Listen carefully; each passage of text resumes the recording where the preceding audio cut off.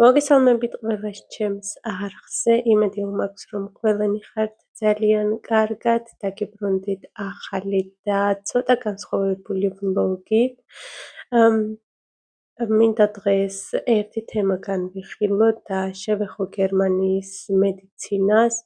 დიდი ხანია მინდოდა ამ ტიპის მსგავსი ვლოგის ჩაწერა და ვერაფრით ვერ მოვიცალე, ვაპირებდი ვლოგის სახით ჩაწერას, როგორც ვიცი ხოლმე, რაღაცას რომ ვაკეთებ და შემდეგ ხმას ვადებ, მაგრამ ძალიან ბევრი დრო სჭირდება ასეთი ვლოგის გადაღებას.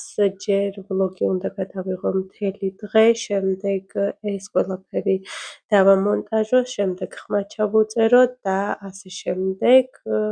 ძალიან ბევრი საქმე მაქვს, ამიტომ ვერაფრით ვერ მოვახერხე მსგავსი ვლოგის ჩაწერა. თან გუშინ გაბრიელი მყავდა გადაყვანილი საავადმყოფოში სასწრაფო დახმარებით და ვიფიქრე, რომ კარგი იქნებოდა ამ თემის განხილვა, აი მსგავსი ტიპის ვლოგით.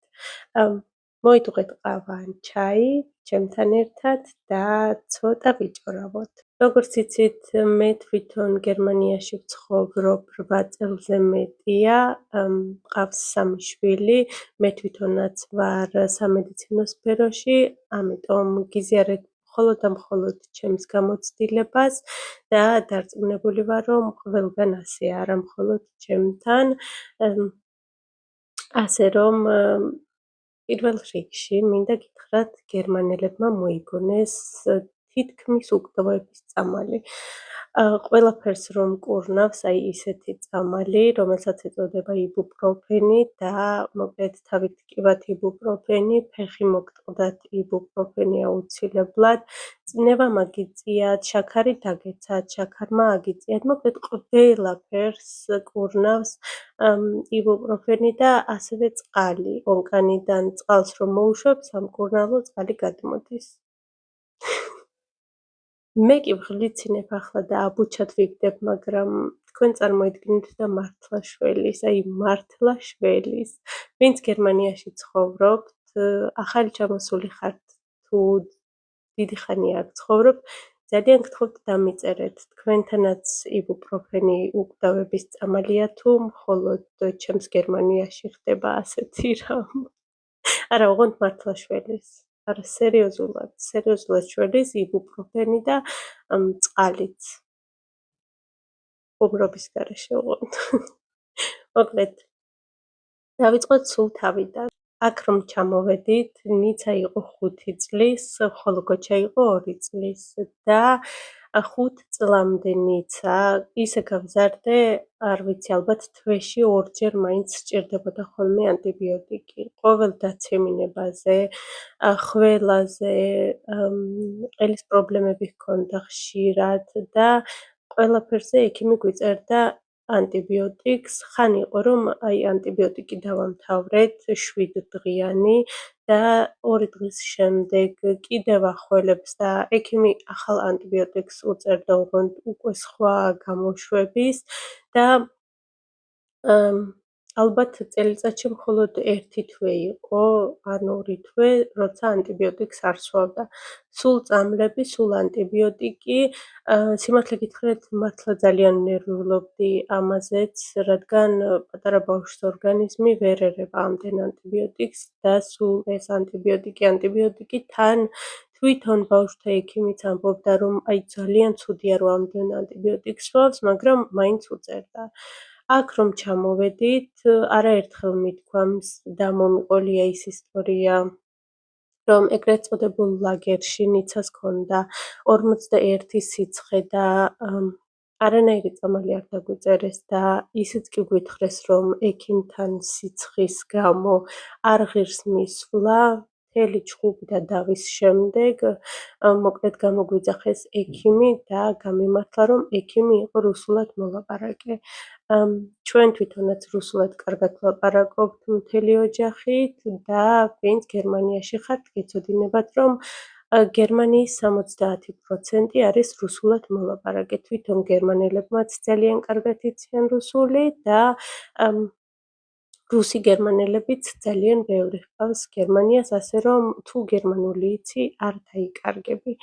და ექიმი იყო რუსულად მოლაპარაკე. გასინჯა ბავშვი, ნიცას ჰქონდა ანგინა, მწვავე ანგინა. სიცხეს 40 ვერ ვუგდებდით, 41-მდე მართლა დიოდა სიცხე და არაფერი არ დაგვიწერა. ექიმ არაფერი არ გამოგვიწერა, გვითხრა მხოლოდ ის, რომ მიეცით წყალი, რაც შეიძლება მეტი, ჩაი და გვირილის ჩაის ყელის გამოვლება. ასევე დაგვიწერა მხოლოდ სიცხის დამწევი და გვითხრა, რომ თუ 39-მდე ავა სიცხე, მხოლოდ მაშინ მიეცით სიცხის დამწევი.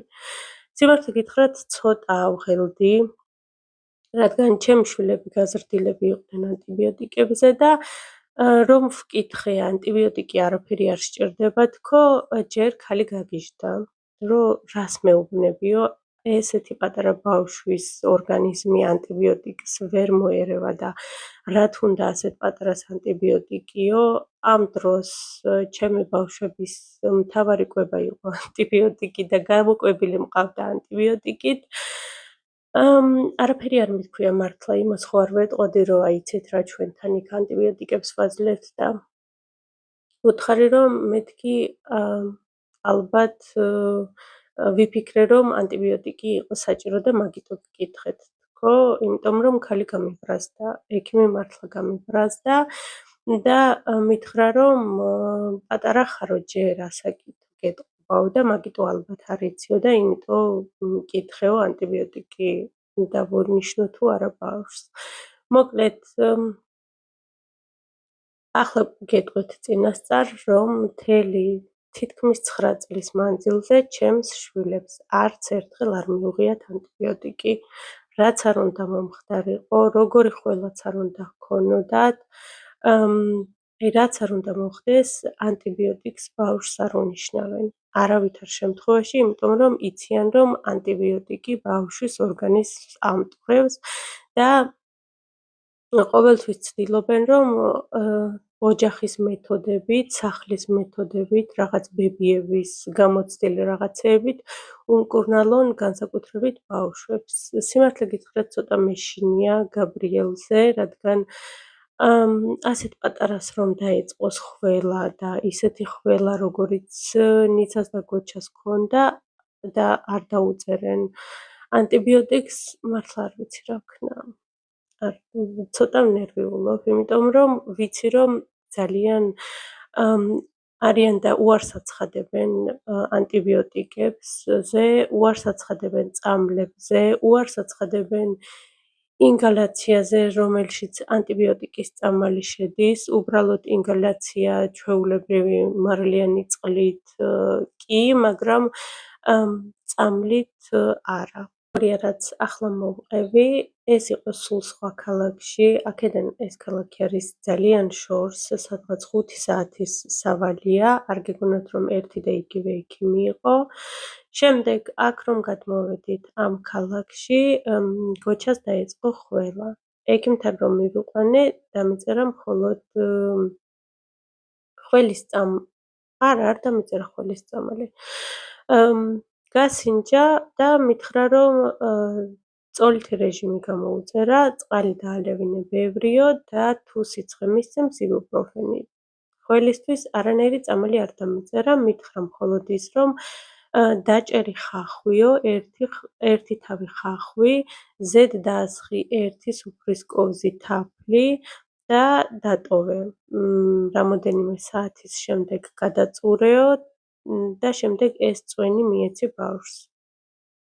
სიმართლე გითხრათ, ცოტა ავღელდი და თავიდან მეგონა, რომ რახან ახალი ჩამოსულები ვიყავით, არ გვქონდა საცხოვრებელი, ვცხოვრობდით საერთო საცხოვრებელში, ამიტომ ასე აბუჩად გვიგდებდნენ და ასე არ ინტერესდებოდნენ ბავშვების ჯანმრთელობით, რადგან ასეთი ტიპის ხველაზე აუცილებლად საქართველოში ექიმი დამიწერდა ანტიბიოტიკს და 7 დღის შემდეგ თუ ისევ ექნებოდა ხველა, სხვა ანტიბიოტიკს დამინიშნავდა. მოინც გავაკეთე მასე. არა, თავიდან არ გამიგეთებია ეს ხახვი, თავიდან გავბრაზდი მართლა და მე თვითონ ვიყიდე მაღაზიაში ხველის სიროპი. არის მაღაზიებში ხველის სიროპები, რომლებიც ასევე თაფლზეა დამზადებული. ერთი კვირის შემდეგ ხველა უკეთესი გახდა, მაგრამ ეს ხველა გრძელდებოდა და გრძელდებოდა თვეები. უკვე მეორე თვე რომ დაიწყო ბავშვი საშინლად ახველებს, ისე რომ იხრჩობა და არაფერი არ შველის, თან ბავშვი არის 2 წლის, კიდევ მივიყვანე ექიმთან და ეს ქალი ისევ მიმეორებს, რომ მიეცი ხახვი. მერე მეუბნება, რომ თუ ხახვმა არ უშველაო, ლიმონი შეგიძლია თავისკანიანად დაჭრა, 1 ლიმონი, ზედ დაასხი თაფლი, დატოვე, შემდეგ გადაწურე და იმის წვენი მიეცი ბავშვს. მოკლედ, ბოლოს ვცადე ხახვი, იმიტომ რომ სხვა გზა არ მქონდა და ხახვმა უშველა სადღაც 3 დღეში. არ ვიცი, მართლა არ ვიცი როგორ აკეთებენ ამას, მართლა ვერ ვხვდები როგორ შველის ასეთი რაღაცეები საერთოდ ბავშვებს და როგორ გასდით. ეს ყველა როგორ გაუვიდა. მართლა დღემდე დაუჯერებელია ჩემთვის, რადგან მეგონა რომ ჩემი ბავშვები მიჩვეულები იყვნენ ანტიბიოტიკებს და აუცილებელი იყო მათთვის ანტიბიოტიკები და ვიცოდი რომ ანტიბიოტიკის გარეშე მსგავსი ტიპის ხველა არ გადის, მაგრამ გავიდა. დღემდე მაგ ექიმთან ვარ, იმიტომ რომ ძალიან მიყვარს და ძალიან კარგი ექიმია. თვითონ მაძლევს ხოლმე რჩევას, რომელი აცრა გავუკეთო ბავშვს და რომელი ჯობია საერთოდ და კოვიდის აცრა რომ იყო, თითქმის ყველა ბავშვმა ნიცას კლასში გაიკეთა და ექიმმა არ მირჩია და მე არ გავუკეთე ნიცას. მოკლედ, ახლა კი ძალიან შორს არის ჩემი სახლიდან ის ექიმი, მაგრამ ყოველ ჯერზე იქ მივდივარ და გაბრიელეც მასთან მყავს ჩაწერილი. მოკლედ, მიუხედავად იმისა, რომ ძალიან მიყვარს ეგ ექიმი, ხშირად მაბრაზებს ხოლმე. ახლა გეტყვით, ზუსტად 4 წელია ვითხოვ, არ ვიცი, ვიხვეწები, რომ ნიცას გაუკეთონ სისხლის საერთო ანალიზი. ეს ქალი ყოველთვის მეუბნება, რომ ბავშვს, რომელიც გამოიყურება ჯანმრთელად, რაში სჭირდება სისხლის საერთო ანალიზის გაკეთება და საერთოდ რაში გჭირდება, რომ ანალიზი გაუკეთო. ცოცხალი თავით არ უკეთებს. ვეუბნები, რომ დილაობით აქვს თავბრუსხვევა, ხშირად აქვს თავბრუსხვევა და მგონია, რომ გემოგლობინი აქვს დაბალი. და მეუბნება, რომ არა, გემოგლობინი არ არის დაბალი, წყალს არ სვავს საკმარის და მაგიტო. არა დავხედავ, რომ ბავშვი სვავს წყალს, ვეუბნები მეთქი სვავს, ჯერ შენ რა იცი, ხო? სვავს თუ არ სვავს, საიდან მოიტანე, რომ წყლის ნაკლებობა აქვს და ამიტომ აქვს თავბრუსხვევები. მოკლედ, დაგვინიშნა ასეთი ექსპერიმენტის გაკეთება, რომ ყოველ დღე უნდა გამეკონტროლებინა ნიცა, რომ დაელია 1.5 ლიტრიდან 2 ლიტრამდე წყალი და აუცილებელი იყო ოთახის განიავება დღეში 2 ჯერ, დილით და საღამოს. ასეთი მეთოდები აქვთ ჯანმრთელობის.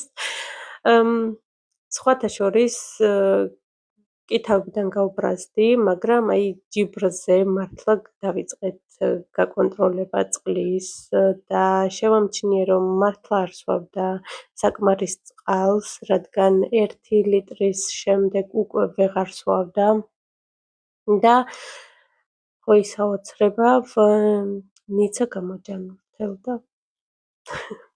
არა და მართლა ვაპირებდი მე თვითონ ყიდვას და მაღაზიებში ყველგან იყიდება ვიტამინებიც, წამლებიც, სხვადასხვა ანტიბიოტიკების გარდა, რა თქმა უნდა და ვაპირებდი, რომ მეყიდა გემოგლობინის წამალი, ანუ რკინის ტაბლეტები და მიმეცა, რომ დარწმუნებული ვიყავი იმაში, რომ ნიცას ჰქონდა დაბალი გემოგლობინი. მოკლედ, რომ აღარ გავაგრძელოთ, სადღაც 2 კვირის უკან ნიცა გამიხდა ძალიან ცუდად. ჰქონდა ენტეროვირუსი, ანუ გასტროვირუსი, ჰქონდა ღებინება, ფაღარათი, საშინელი ღებინება, ვერაფერს ვერ ჭამდა, ვერაფერს ვერ სვავდა და ბოლოს უკვე პარასკევი დღე იყო საღამოს რო შემომჩნიე ერთ ყლუp წყალსაც რომ სვავდა და აი ვერ აღწევდა ბოდიში და ვერ აღწევდა ტუალეტამდე რომ ეს ყველაფერი ამოეღო. მივხვდი რომ უკვე ძალიან ცუდად იყო საქმე და სერგოს ვუთხარი რომ გადაეყვანა სასწრაფო დახმარებაში. რა თქმა უნდა საღამოს გადავიდნენ სასწრაფო დახმარებაში, ანუ საავადმყოფოში.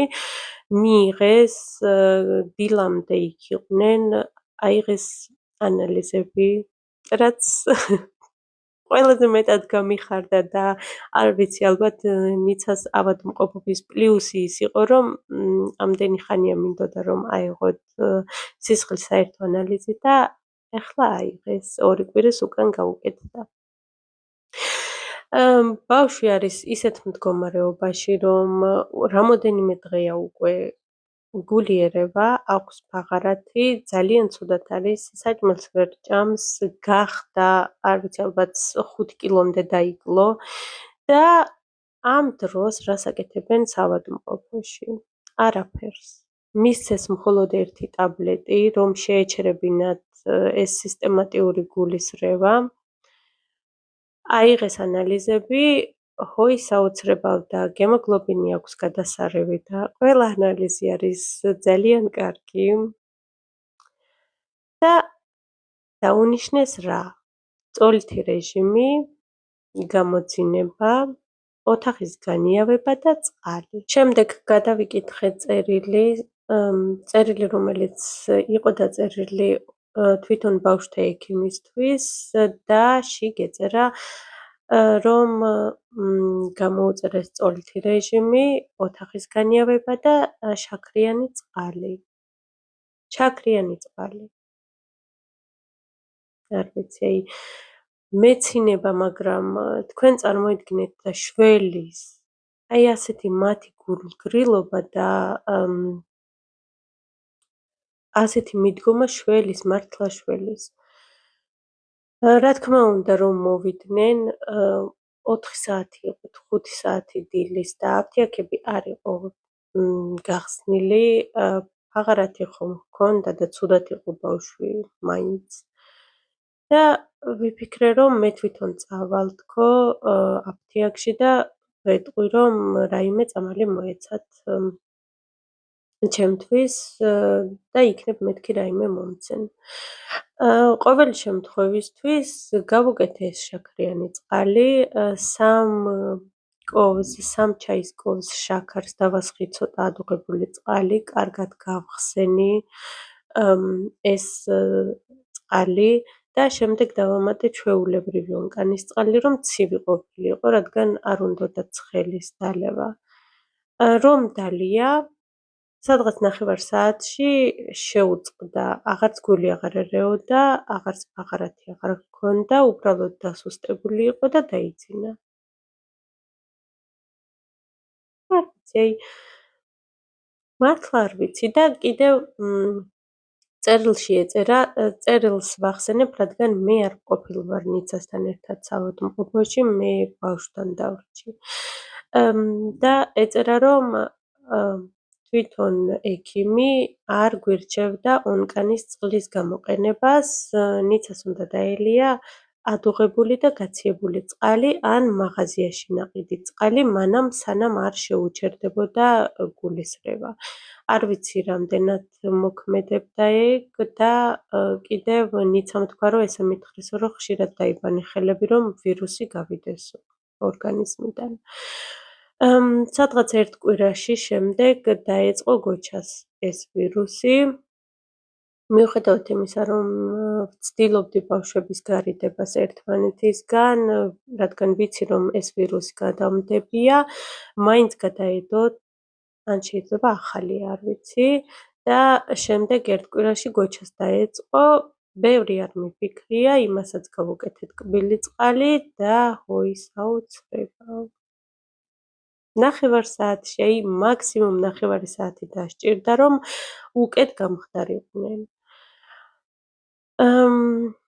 გუშინ ღამე დაეწყო, უпростоრად გუშინ წინ ღამე გამოდის, დაეწყო გაბრიელს გულისრევა. აი საშინელი გულისრევა დაეწყო ღამე, თავიდან ვიფიქრე, რომ ბავშვი ხო ხავს და იქნებ რაიმე პირში ჩაიდო თქო და აწყინა რაიმემ, მაგრამ რომ დავაკვირდი შემდეგ ერთ კლუბ რძესაც, რომ დალებდა ან წყალსაც, იმასაც იღებდა და მივხვდი, რომ ნიცასავით ჰქონდა. ამ პატარა ბავშვს ხო ვერ მისცემ კბილ წყალს ან რამეს, დილით გამთენიას გადავიყვანეთ საავადმყოფოში. სიმართლე გითხრათ, თვითონ საავადმყოფოში და სამედიცინო მომსახურება არის 10-დან 150. ყველანაირად ყურადღებას გაქცევენ, არიან ძალიან თბილები, ყველაფერი აქვთ თავისი, ტანსაცმელი ბავშვს გულისხმობ, ბავშვის საფენი, ეგრეთ წოდებული პამპერსი და საკვები და აბსოლუტურად ყველაფერი აქვთ თავიანთი. ამაზე ვერაფერს ვერ იტყვი. გაბრიელსაც, მოკლედ ბავშვს გულიერება, საერთოდ ვერაფერს ვერ ჭამს, აიღეს ანალიზი, სისხლის ანალიზით, შარდის ანალიზიც და რა დაგვინიშნეს? არაფერი. მართლა არაფერი არ დაგვინიშნეს და ისე გამოგგზავნეს სახლში. დაგვინიშნეს რა? ბევრი სითხე.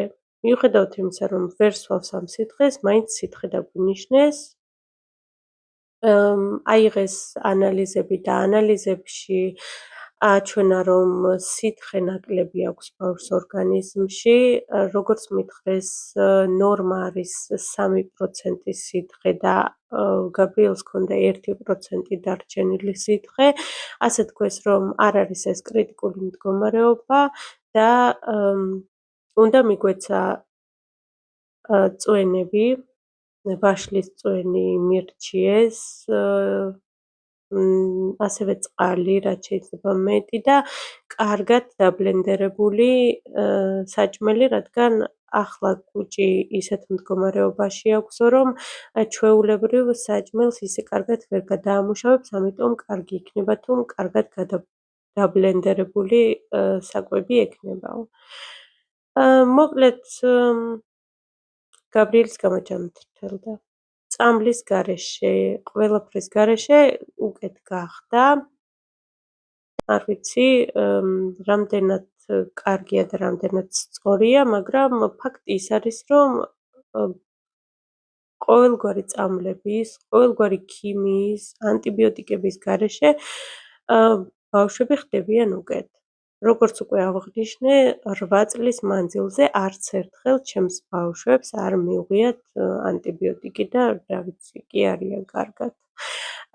შევამჩნიე კიდევ, რომ დაიკლო ავადმყოფობამ, გაციებამ, ვირუსებმა და ასე შემდეგ. გოჩამ კოვიდი ისე გადაიტანა, რომ ალბათ ტესტი რომ არ გაგვეკეთებინა, ვერ მივხვდებოდით, რომ ბავშვს კოვიდი აქვს. აი ჩვეულებრივ არც სიცხე არ ჰქონდა, უბრალოდ ტესტი აჩვენებდა, რომ კოვიდი იყო ორგანიზმში. ნიცას კოვიდი რომ ჰქონდა, 37 ჰქონდა მხოლოდ სიცხე 2 დღე და დანარჩენი დღეები მშვენივრად იყო. მიუხედავად იმისა, რომ ეს აცრები არ ჰქონდათ გაკეთებული. არ ვიცი.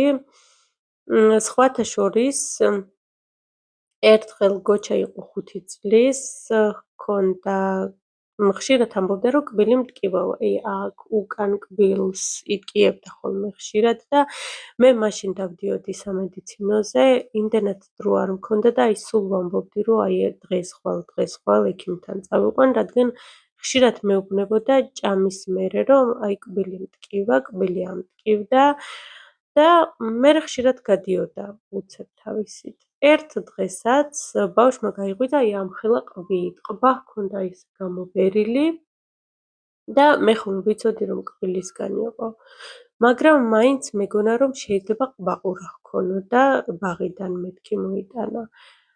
რომ წავიყვანე ექიმთან, ექიმმა ეგრევე გამომიძახა ტაქსი, გადარეკა საავადმყოფოში და საავადმყოფოში უკვე გველოდებოდნენ.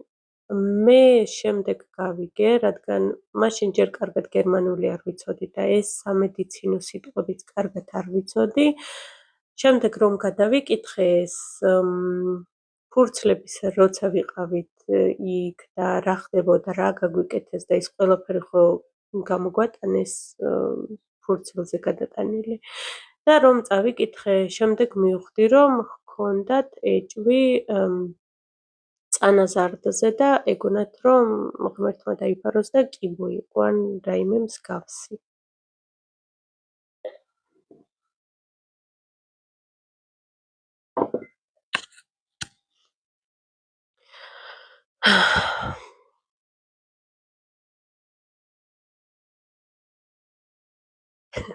მაგლე დამავიწყდა. რას ვამბობდი. მე კი ვიცოდი, რომ კბილი იყო გოჩაზე, მაგრამ არ დამეჯერეს, აბსოლუტურად ყველა ანალიზი ჩაუტარდა. იღებდნენ აქ ყბაზე თვითონ ეხოსკოპიას, გოჩა პატარა იყო და ტიროდა, არ უნდოდა. ამიტომ ხშირად უკეთებდნენ ნარკოზით, რადგან აუცილებელი იყო, რომ ეს გაკეთებულიყო. დიდი აპარატები როა, სადაც MRT-ს ეძახიან აქ და არ ვიცი ქართულად რა ჰქვია, დიდი აპარატი როა და მთლიანად ადამიანი რო შედის შიგნით რო წევს. ეგეც გაუკეთდა, შიგრო შეიყვანეს გოჩას ისტერიკა დაეწყო და ჩემი აზრით ნორმალურია 5 წლის ბავშვისთვის.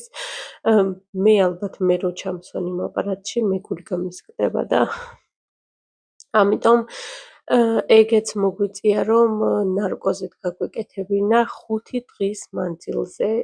მართლა არ ვწუწუნებ პირიქით, მადლობელი ვარ, იმიტომ რომ ყურუკან არ გააგდეს და ბავშვს ჩაუტარდა აბსოლუტურად ყველა გამოკვლევა ფეხის ფრჩხილიდან თმის ღერამდე. დათესეს კიდეც, ონკოლოგიურშიც გაგზავნეს ანალიზებიც და ბოლოს რომ მიხვდნენ, რომ ყველაფერი აქვს სუფთა, ბოლოს გაგზავნეს სტომატოლოგთან და გადაიღეს იმის სურათი. რენტგენი, რომ დარწმუნებული იყვნენ უკვე, რომ ყველაფერი კარგად არის და მართლა შეიძლებოდა, რომ კბილიდან ყოფილიყო. გაგზავნეს სპეციალურ ცენტრში, სადაც გაუკეთდა შემდეგ გამოკვლევა გოჩას და აღმოჩნდა, რომ კბილი იყო შიგნიდან გაფრჭებული და გარედან იყო კარგი. ხო, დამოიწყდა იმის თქმა, რომ კბილი გარედან არ იყო გაფრჭებული, ამიტომაც ეჭვი შეეპარათ, რომ იქნებოდა კბილი.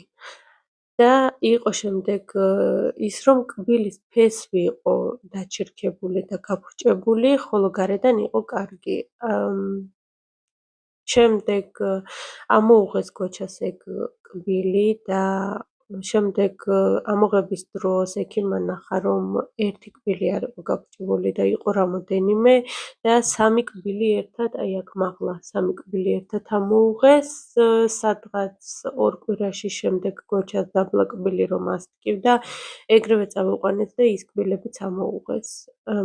სიმართლე გითხრათ, მაშინაც კარგად ვნერვიულობდი, მეგონა რომ ყველა კბილი ასეთი ექნებოდა და მეთქი, ესე იგი ამის კბილის სტრუქტურა ასეთია, ზემოდან კარგია და შიგნიდან ფუჭდება, მაგრამ თუ როგორც გერმანიაში იტყვიან თოი-თოი, კარგად დამთავრდა ეს ყველაფერი და ახლა აღარ არის ასე. ახლა თუ ფუჭდება, ზემოდანაც ფუჭდება და შიგნიდანაც. უფრო სწორედ შიგნიდან არ ფუჭდება. მოკლედ, მინდა ვთქვა, რომ არ არსებობს ამათთან არაფრის წამალი. აი, ბავშვებისთვის არ არსებობს მუცლის წამალი, არ არსებობს ყელის წამალი. ყელის წამალზე და ყელის საწვავ ტაბლეტებზე ხო საერთოდ თვითონ ექიმები უარზე არიან და განსაკუთრებით ეს სპრეები და ისინი რო იყიდება, ამბობენ, რომ არ აქვს აზრი, რადგან იმ ადგილს აყუჩებს მხოლოდ და შიგნიდან არის სამკურნალო, მიუხედავად იმისა, რომ არ მკურნალობენ. ბავშვებს ხშირ შემთხვევაში უნიშნავენ პარაცეტამოლს, ხოლო დიდები არიან მხოლოდ იბუპროფენზე. პარაცეტამოლიც ისიც თუ უკვე არ ვიცი ძალიან არის და ძალიან მაღალი სიცხე აქვს, თავის ტკივილის დროსაც ამბობენ, რომ შეგიძლია პარაცეტამოლი მისცე ბავშვს, მაგრამ ჯერ წყალი. ჯერ წყალი უნდა დალიოს ერთი ჭიქა, შემდეგ დაელოდე თუ გაუარა, თუ არა და შემდეგ სვავ წამალს და იმდენად ვართ მიჩვეულები, რომ მეც ასე ვაკეთებ. მეც ზუსტად ასე ვაკეთებ, თავი რომ ამტკივდება, ჯერ ერთ ჭიქა წყალს დავლევ, შემდეგ ველოდები, თუ გამიარა, თუ არა და მერე ვსვავ წამალს. და სხვათა შორის შველის 90% ხშირ შემთხვევაში მშველის და მივლის თავის ტკივილი და აღარ მჭირდება შემდეგ გამაყუჩებლის დალევა. მინდა ვთქვა, რომ აქვთ აი ასეთი თითქოს და გულგრილი დამოკიდებულება, ეს არის ჩემი აზრით, რომ გულგრილი დამოკიდებულება აქვთ, თვითონ ვთვლიან, რომ ასეა საჭირო და არ არის აუცილებელი წამლები და ქიმია და სხვა რაღაცეები, რადგან ორგანიზმი თვითონ ერევა. ბავშვის ორგანიზმიც თვითონ ერევა ვირუსებს და დაავადებებს და დიდის ორგანიზმიც თვითონ ერევა ვირუსებს და დაავადებებს. დამიწერეთ თქვენი გამოცდილება, განსაკუთრებით ვინც გერმანიაში ხართ და სხვა ქვეყნებშიც, როგორი დამოკიდებულება აქვთ ექიმებს და როგორი გამოცდილება გაქვთ თქვენ ექიმებთან დაკავშირებით და ასევე დამიწერეთ მოგწონთ თუ არა მსგავსი ტიპის ვიდეოები და შეგვიძლია შემდეგ კიდევ რამოდენიმე თემა განვიხილოთ ასე. უღრმეს მადლობას გიხდით, რომ უყურეთ ბოლომდე. მომავალ შეხვედრამდე.